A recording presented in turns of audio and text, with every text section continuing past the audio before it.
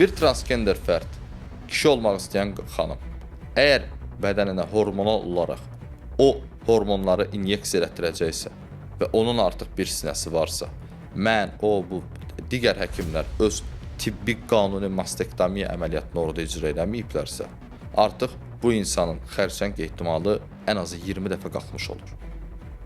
Və ən azından Hipokrat andına görə bunu etməyə məcburam. Gəlin belə deyək, bizim üçün bu hər hansısa bir cins dəyişdirmə əməliyyatının tərkib hissəsi deyil.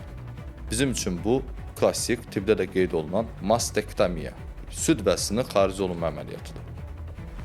Göstəriş olaraq orada pasiyentin istəyi yetəri qədər böyük bir səbəbdir əməliyyat üçün və əgər bir insan süd vəzini ləğv elətdirmək istəyirsə, nə insan olaraq özümdə elə bir hüquq görürəm ki, ona sual verib sənin nə evə lazımdır, nə də bir cərrah olaraq deontologiya qanunları ilə özümdə o hüququ tapıram ki, ona qayıdım deyim, bu sənin nə evə lazımdır. Cərrahi olaraq bu var, icbari tibbi sığortanın da xidmətlər zərfinə daxildir, mastektomiya əməliyyatı və biz mastektomiya əməliyyatını icra edirik.